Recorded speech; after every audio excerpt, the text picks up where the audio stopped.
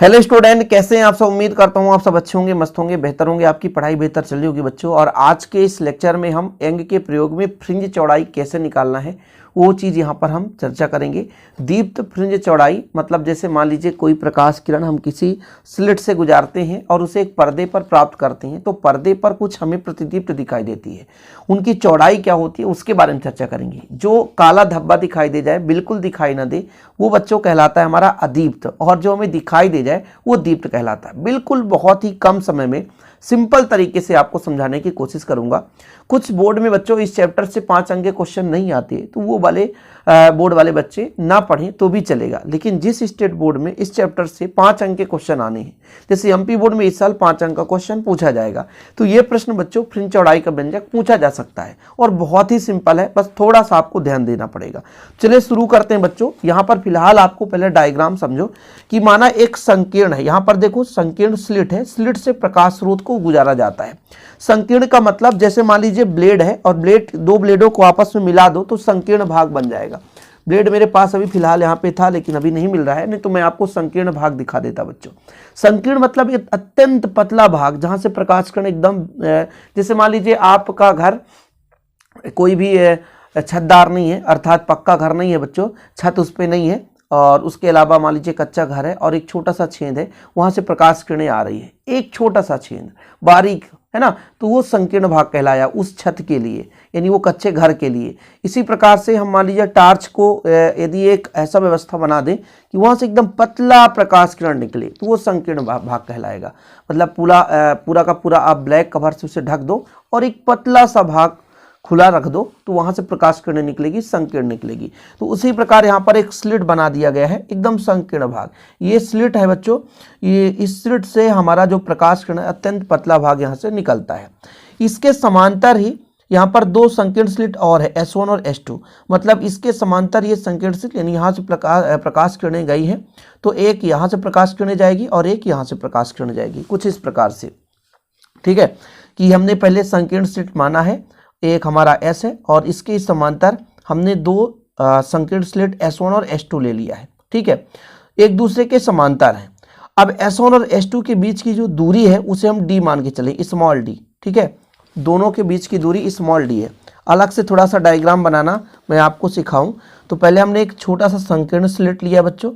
ठीक है, इसके समानांतर हम दो स्लिट ले लिए, यहाँ से यहाँ से, और इसकी जो हमने लंबाई माना है वो स्मॉल d माना है, यहाँ से यहाँ तक की लंबाई हमने स्मॉल d मान लिया। तो ये हमारा S था, ये S1 और S2 है। ठीक है, अब इससे d दूरी पर पर्दा है, d दूरी पर पर्दा है, तो कैपिटल D दूरी पर पर्दा मान लिया हमने कि बाई पर्दा है। देखो जरा, ठीक है, यहाँ पे ये आपका S1 और S2 है, ये दो स्लिट हैं और इनके बीच की दूरी d है। ठीक, तो यहाँ से ये जो आपको समांतर रेखा दिख रहा है, इससे d दूरी पर पर्दा है, और मान के चलते हैं कि जो S1 और S2 है दोनों के समान दूरी पर एक बिंदु O है, एक बिंदु O है।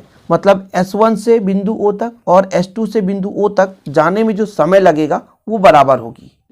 तो यहाँ तक क्लियर है बच्चों। सबसे पहले हमने एक संकीर्ण स्लिट S ले लिया है और इसके ही समांतर हम दो संकीर्ण स्लिट S1 S2 है, और इससे d दूरी पर एक पर्दा हमारा XY है। S1 और S2 से समान दूरी पर एक बिंदु O है, यहाँ पर ध्यान दीजिएगा, बिंदु O हमने मानकर चला है कि पर्दे पर ही हमारा बिंदु O है S1 और S2 से। कुल मिलाकर यदि हम कह दें कि यहाँ से यहाँ तक जाने में और यहाँ से यहाँ तक जाने में बिंदु O तक यदि जाएगा, तो इसका पथांतर बिल्कुल दोनों का पथों का अंतर निकालें। यदि S1O और S2O निकालेंगे तो शून्य आएगा। पथांतर मतलब भैया S1 से O तक जाने में, S2 से O तक जाने में जो समय लगेगा उनका अंतर, इन पथों का अंतर निकालेंगे तो पथांतर शून्य होगा, इसमें कोई दिक्कत नहीं है। फिलहाल आप इतना माना लिख सकते हो, चूंकि मैं यहाँ पे देखो पूरा कंप्लीट लिख दिया हूँ, एक एक स्टेप आपको समझाऊंगा। थोड़ा समय लगेगा बच्चों, लेकिन आप बेहतर रूप से समझ जाएंगे तो कोई दिक्कत नहीं होगी। अब मैंने आपसे कह दिया कि भाई यदि यहाँ पर देखो जरा, यहाँ पर देखो आप, S1 है और S2 है, सही है। यहाँ पर एक बिंदु हमने O1 ले लिया। टोटल बच्चों यहाँ से यहाँ तक की जो D यदि लंबाई है, तो यहाँ से यहाँ तक आप बताओगे D/2, यही हो जाएगा ना, और यहाँ से यहाँ तक D/2 हो जाएगा। ठीक है, कोई दिक्कत तो नहीं है। ठीक, ये चीज़ है। अब देखो, जो हमारा एक पर्दा है, तो ये स्लिट से प्रकाश किरणें जाएंगी और पर्दे पर टकराएंगी, और जहाँ पे टकराएंगी वहीं पे उसका हमें दीप्त फ्रिंज प्राप्त होगा या अदीप्त फ्रिंज प्राप्त होगा। मतलब जहाँ पे टकराएंगी वहाँ पे हमें वो रंग दिखाई देगा जिसे हम दीप्त फ्रिंज बोलते हैं, और जहाँ पे दिखाई नहीं देगा, जहाँ पे प्रकाश की तीव्रता न्यूनतम है, वहाँ पे अदीप्त फ्रिंज बोल देंगे। तो मान के चलता हूँ कि S1 और S2 से एक प्रकाश किरणें चलती है बच्चों, जो कि P पर मिलती है। P पर पथांतर अलग अलग होगा। P पर पथांतर कितना होगा, मैं आपसे यदि पूछ दूं पथांतर कितना होगा बच्चों, थोड़ा सा ध्यान दीजिएगा। तो पथांतर, इसके लिए हमें दोनों का डिफरेंस, पथांतर का मतलब क्या होता है, दोनों का डिफरेंस, अधिक वाला में से कम वाले को घटा देंगे, यानी S2P में से S1P को घटा देंगे। ये पथांतर होगा भैया जब प्रकाश किरण बिंदु P पर मिलेंगी। मैं आपसे क्या कहना चाहता था कि यदि S1 और S2 से प्रकाश किरणें बिंदु O पर आएगी तो यहाँ पर पथांतर शून्य होगा, क्योंकि S1 से भी समान दूरी पर है, S2 से भी समान दूरी पर, और समान दूरी पर तो 2 में 2 घटाओगे 0 आएगा। लेकिन यदि प्रकाश किरणें बिंदु P पर मिलती है जो कि O से X दूरी पर है, O से X दूरी पर है, तब इसका पथांतर हो जाएगा अधिक वाले में से कम वाले को घटा देंगे, यानी पथों का अंतर, तो ये पथांतर कहलाता है। ठीक है बच्चों, कोई दिक्कत तो नहीं है। S1Q का मान कितना है, कैपिटल D है, क्योंकि इस समांतर रेखा से पर्दे के बीच की दूरी बच्चों D मानकर चला हमने, या O1 O तक की दूरी D ही होगी, S2 R की सब कुछ दूरी D ही होगी। फिलहाल इतना आपको क्लियर हो गया होगा। ये सब कुछ माना है बच्चों, माना लिखने में कोई दिक्कत नहीं होनी चाहिए, नहीं तो फिर आपको कन्फ्यूजन में ही कन्फ्यूजन बनी रहेगी, आपका डाउट क्लियर होना ही नहीं है। ठीक है, कोई दिक्कत तो नहीं है कि भाई साहब हमारे पास एक संकीर्ण स्लिट है, इसके समांतर S1 और S2 दो संकीर्ण स्लिट है जिनकी बीच को दूरी D है। इससे D दूरी पर एक पर्दा है भैया। S1 और S2 से समान दूरी पर एक बिंदु O है जिसका पथांतर शून्य होगा। यदि हम मान के चले S1 और S2 से बिंदु O से X दूरी पर एक बिंदु P है, जहां पर पथांतर कितना हो जाएगा, S2P में S1P को घटा देंगे। फिलहाल बच्चों इतना आप लोगों को लिखना है कि माना बिंदु O से X दूरी पर पर्दे पर एक बिंदु P है, पर्दा ही है, इस बिंदु पर पहुंचने वाले तरंगों के जो पथांतर है S2P माइनस S1O हो जाएगा। S1 और S2 मध्य बिंदु O है ना, S1 और S2 का मध्य बिंदु O1 है, तब S1Q S2R बराबर D हो जाएगा। ये चीज़ मैंने आपको बता ही दिया। और ये D/2 मैंने बताया था, हाफ हाफ कर दो बच्चों। यहाँ पे यदि इन दोनों का मध्य बिंदु O है, टोटल जो लंबाई यहाँ से D है, तो इधर का D हाफ हो जाएगा, इधर का भी D हाफ हो जाएगा। मतलब यहाँ से S1 O1 तक का D हाफ और S1 S2 तक का D हाफ, ये चीज़ पता होना चाहिए। आगे चलते हैं, मुद्दे की बात करते हैं। हमारे पास दो समकोण त्रिभुज बन रहा बच्चों, दो समकोण त्रिभुज बन रहा है। एक समकोण त्रिभुज हमारा बन रहा है, समकोण त्रिभुज बन रहा होगा, एक ऊपर वाला देखो और एक ये बड़ा वाला देखो। ठीक है, तो मैं यहां पे कह दूं P है, ठीक, फिर आपका Q है और S1 है, PQ S1। पाइथागोरस प्रमेय, पाइथागोरस प्रमेय क्या कहता है, कर्ण का वर्ग S1P का स्क्वायर बराबर लंब का वर्ग मतलब PQ का स्क्वायर धन S1Q का स्क्वायर, है ना, यही चीज है ना। ठीक है, S1P का स्क्वायर रहने दो बच्चों। S1Q का मान कितना है, यहां से यहां तक की दूरी कैपिटल D है, और PQ कितना बच्चों, PQ, वाह यार, PQ तो OP में OQ को घटा दें। OP में OQ कैसे घटाओगे, OP में OQ को घटा दो, PQ निकलेगा। OP का मान हमने X माना है, OQ का मान D/2, हाफ देखो ये D/2 है तो ये भी D/2 हो जाएगा। तो यहां पर X माइनस D/2 कर दूंगा, स्क्वायर हो जाएगा। कोई दिक्कत तो नहीं बच्चों, यहां तक क्लियर है। इसी प्रकार त्रिभुज समकोण हमारा है PRS2, PRS2 में, ठीक है, S2P का वर्ग बराबर मतलब कर्ण का वर्ग बराबर लंब का वर्ग धन आधार का वर्ग, यानी S2R का वर्ग धन PR का वर्ग, PR का वर्ग। तो भैया S2P का वर्ग ये तो D स्क्वायर होगा प्लस में, यहां से यहां तक की दूरी कितनी होगी बच्चों, तो P से Q X और Q से R D/2, तो हमारा X प्लस D/2 हो जाएगा, वर्ग हो गया। ये दोनों समीकरण निकल कर आ गए हैं, समीकरण 1 और 2। कोई दिक्कत नहीं है, पाइथागोरस प्रमेय लगाए हैं, पाइथागोरस प्रमेय से आप निकाल सकते हो भाई। पाइथागोरस प्रमेय कर्ण का वर्ग बराबर लंब का वर्ग धन आधार का वर्ग, D square X minus D/2, ये चीज आपने निकाला, फिर X प्लस D/2, ये चीज आपने निकाला। समीकरण 1 और 2 में घटाने पर पथांतर कैसे निकालते हैं, समीकरण 1 और 2 को घटाकर। तो समीकरण 1 कितना बच्चों, S1P S2P, अधिक वाले में से कम वाले को घटाएंगे, तो समीकरण 2 में 1 को घटाएंगे, है ना, S2P स्क्वायर माइनस S1P का स्क्वायर। देखो मैं थोड़ा सा कैलकुलेट करके इसलिए बता रहा हूँ ताकि आपको दिक्कत ना हो सके। जब घटाएंगे तो डी स्क्वायर से डी स्क्वायर खत्म कहानी, ठीक है। बचेगा x प्लस डी बाई 2 का स्क्वायर और बचेगा minus x minus D by 2 का स्क्वायर। कोई दिक्कत नहीं है, घटा तो रहे हैं। कैलकुलेट करो, a square plus b square plus 2ab, ठीक है। यहां पे बच्चों a square plus b square minus 2ab, 2 से 2 कैंसिल कर दो, 2 से 2 कैंसिल कर दो, एक्स स्क्वायर से एक्स स्क्वायर घटेगा, इससे ये घट जाएगा, बचेगा कितना एक्स डी। यहाँ पे माइनस माइनस प्लस हो जाएगा एक्स डी, मतलब 2xd, यही तो निकल कर आ रहा है 2xd। भाई साहब ये निकल कर आ रहा है, पूरा विधिवत आपको समझाया जाता। समीकरण 2 में एक को घटा दिया हमने, घटा दिया भाई, डी स्क्वायर से डी स्क्वायर पहले ही कट गया, a प्लस बी का होल स्क्वायर लगा दिया, a माइनस बी का होल स्क्वायर लगा दिया, माइनस अंदर गुणा करोगे चिन्ह बदल ही जाएगा बच्चों, सिंपल है ही नहीं, कोई दिक्कत तो है नहीं, जो कटेगा तो काट दो। हमारा निकल कर आ रहा है 2xd। चले हम आगे की बात करें बच्चों, यहां पर आपने देख ही लिया कि S2P square minus S1P square बराबर 2xd, यहां तक तो क्लियर है ना। a square minus B square का फॉर्मूला क्या होता है, a plus B into a minus B, ठीक है। अब यदि बच्चों इसका मैं मान निकालूं कि S2P माइनस S1P, तो ये गुणा में इधर जाएगा तो भाग में हो जाएगा 2xd अपान S2P धन S1P, ये चीज निकल कर आ गया S2P धन S1P, और इसको आप समीकरण 3 दे सकते हो, समीकरण 3 तक कोई दिक्कत तो नहीं बच्चों। S2P S1P, अब ये बोला गया कि S1P और S2P यदि जो बिंदु P है, बिंदु P है O के नजदीक हो, O के नजदीक हो, अत्यंत पास आ जाए, निकट आ जाए, तो फिर S1P और S2P समान हो जाएगा। यदि बिंदु P अत्यंत पास आ जाए तो S1P और S2 दोनों क्या हो जाएंगे, समान हो जाएंगे। तो बच्चों यदि हमने कहा कि बिंदु P O के निकट आ जाए तो S1P और S2P दोनों समान हो जाएंगे, तो S1P के जगह भी D कर देंगे, S2P के जगह भी D कर देंगे, तो D धन D 2D हो जाएगा। 2 से 2 काट दो तो XD अपान कैपिटल D हो जाएगा। यही पथांतर बच्चों, पथांतर निकल कर आ चुका है। क्या निकल कर आया, पथांतर। देखो इतना कम समय में पथांतर आपने निकाल लिया, पथांतर आसानी से निकाल लिया, ठीक है। यहां तक क्लियर तो है ना, कोई दिक्कत तो नहीं है। यहां तक यदि क्लियर है तो फिर आगे बात करेंगे दीप्त फ्रिंजों के लिए। तो दीप्त फ्रिंज और अदीप्त फ्रिंज कहां से समझोगे, तो आपको समझाया गया था, जानते हैं क्या चीज, संपोषी व्यतिकरण, विनाशी व्यतिकरण। संपोषी में क्या होता है कि जो तरंगे एक दूसरे से मिलती हैं तो तीव्रता अधिकतम होती है, वहां पे संपोषी व्यतिकरण होता है।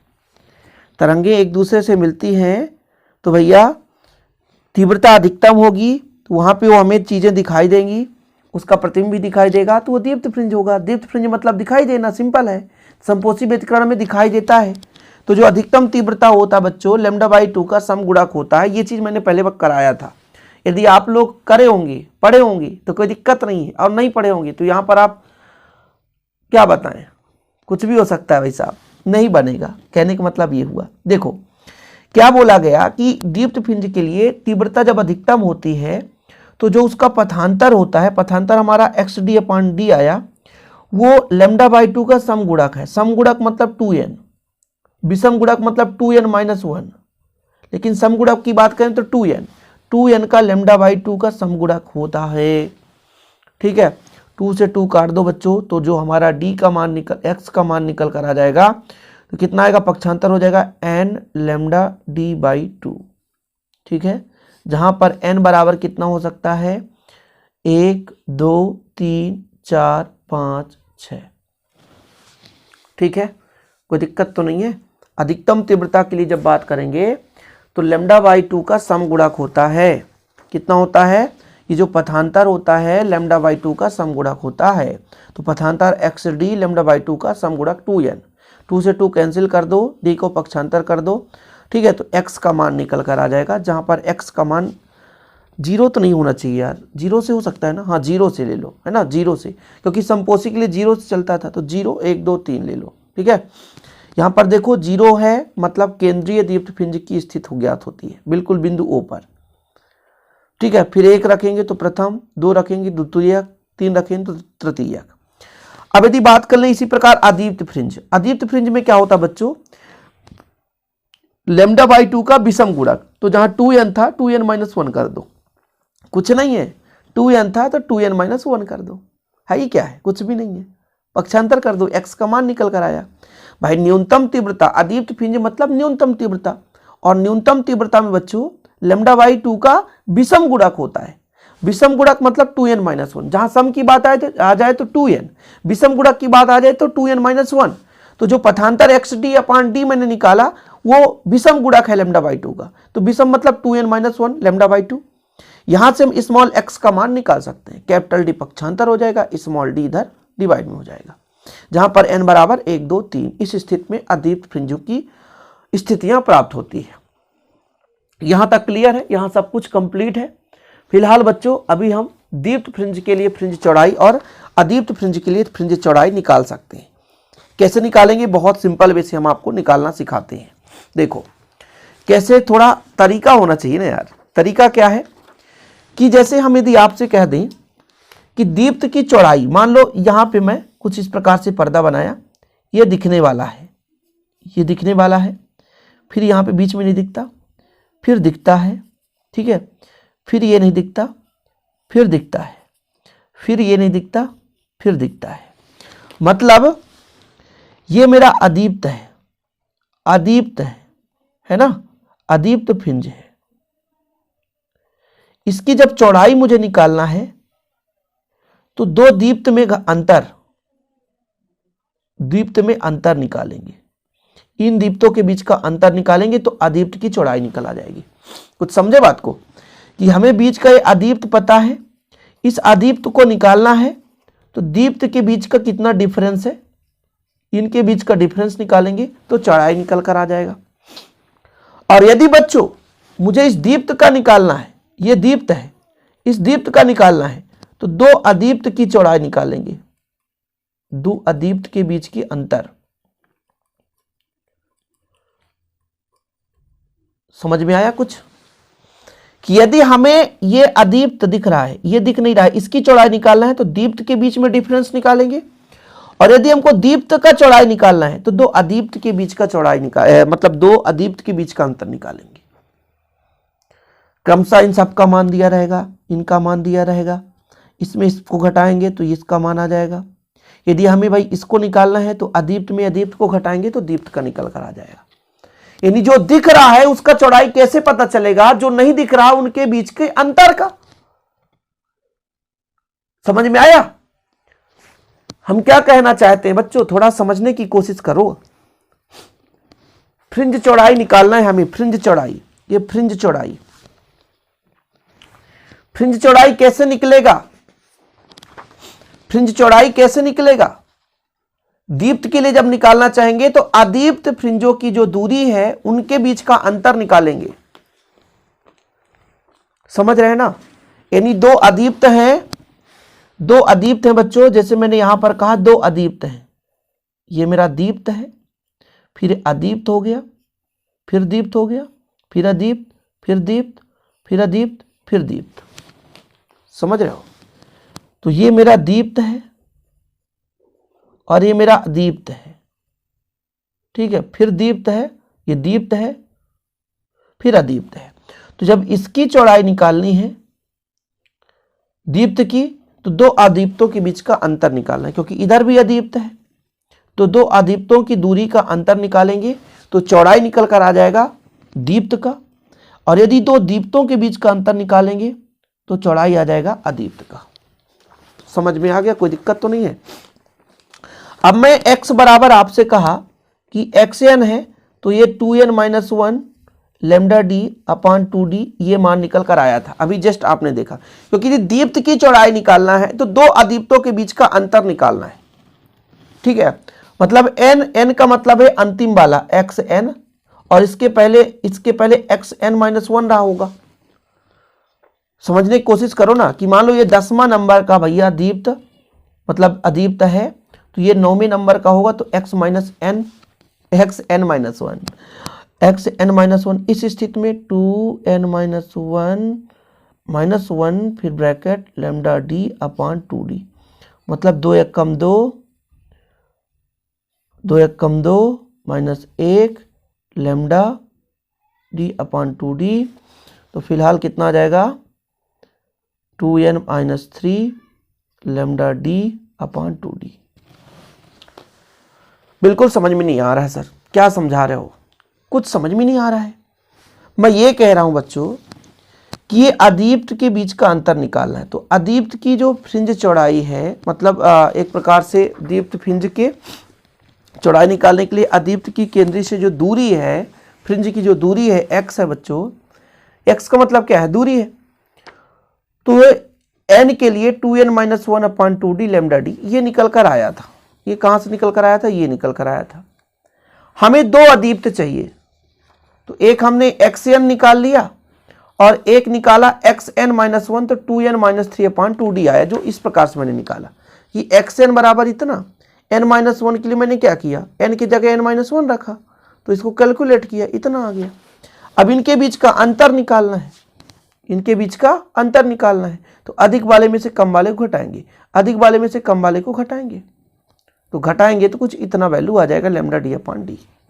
यही है आपका दीप्त फ्रिंज के लिए चौड़ाई। दो अदीप्तों के बीच का अंतर निकालेंगे तो दीप्त का चौड़ाई निकल कर आएगा, ये पहले से मैं बता दिया।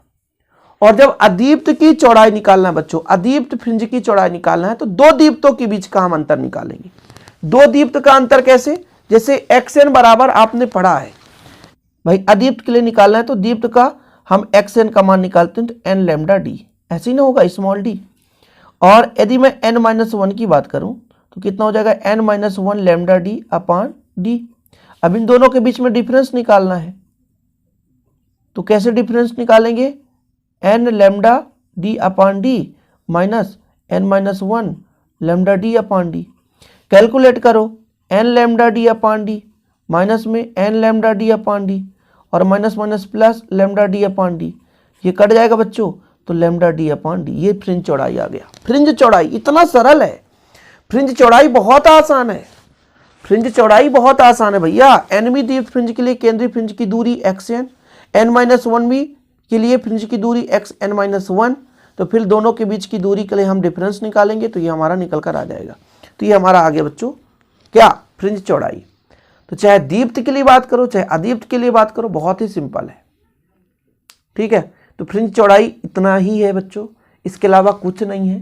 बस थोड़ा सा फोकस करना पड़ता है कि दो दीप्त फ्रिंजों के बीच का अंतर निकालेंगे तो अदीप्त की चौड़ाई निकल आ जाएगी, अदीप्तों के अंतर निकालेंगे तो दीप्त का चौड़ाई निकल कर आ जाएगा। उम्मीद करता हूँ आज का वीडियो पसंद आएगा, पसंद आए तो लाइक करके शेयर कर दें बच्चों। और इसका मैं हैंड रिटन नोट्स मात्र 100 रुपीज़ में आपको प्रोवाइड करता हूँ, ताकि आप लोगों को प्रॉपर रूप से तैयारी हो सके। जैसे कुछ चीज़ें आपको समझ में नहीं आती होगी, जो कि नोट्स में आप बेहतर रूप से पढ़ सकते हैं, देख सकते हैं। और वीडियो पसंद आए तो लाइक करके शेयर कर दें। 100 रुपीज़ चार्ज है। Contact number 9685 29 91 49, 9685 29 91 49। जय हिंद, वंदे मातरम।